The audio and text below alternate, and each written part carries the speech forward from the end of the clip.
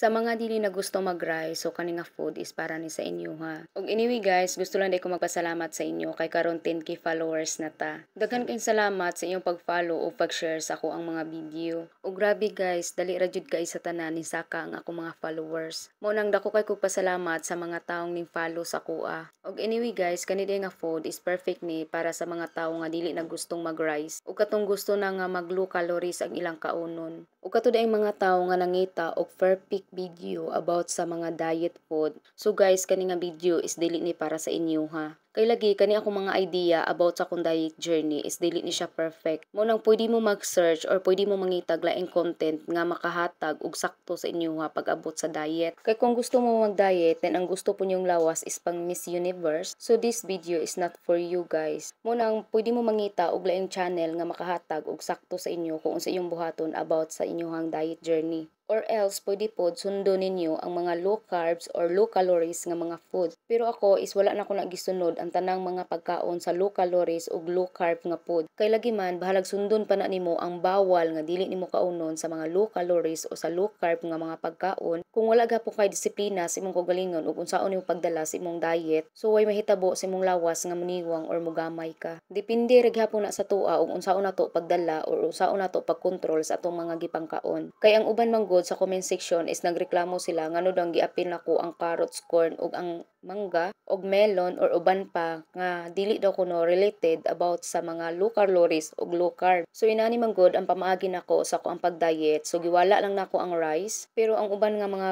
food nga dili pwede sa low carb or low calories is ako na siyang giapil sa kuang diet. Kay okay ra kay mukaon kag mangga, mukaon kag corn, mukaon kag carrot, patatas or uban pa. Kay para nako pwede nako kaunon ang mga food nga bawal sa low calories ug sa low carb. Pero dili daghan ang akong kaunon ana. Kung nakakita lang mo sa uban akong mga food is tagagmay ra jud ang pwede nako kaunon ana. So para nako is dili na siya big deal para mutaas dayon akong timbang or dili ko muniwang. Kay kung kabalo ka nga mag-diet ka, so ikaw pod kabalo sa ka dapat mo control sa mga pagkaon nga imong gikaon. O kaning food nga akong gibuhat guys is ako ara ning kaugalingong idea. Pwede ni ninyo sunon, pwede sa dili mo musuon ani nga food. Kay lagi man lain-lain tag paningkamot para maabot or makuha nato ato ang goal nga gusto natong hitabo sa tuang lawas. Mao na kung kani nga video isayop ni or dili ni sakto para sa inyo ha. So pwede mo mangita sa laing content creator nga makahatag og sakto sa inyo ha. Ug naasan mo akong budget para sa inyong diet food, so pwede pud mo mag-add og meat. Kay sa diet man gud kailangan gihapon nato ang meat, kay kailangan gihapon nato mabalance atong diet. Mo nang dapat na jud tay meat ug napud tay protina sa ato ang diet. Kay ako man gud is dili kay ko ganahan og meat or dili kay ko mahilig mukaon og meat. Mo nang talagsa ra jud kay na ninyo makita sa akong mga diet food.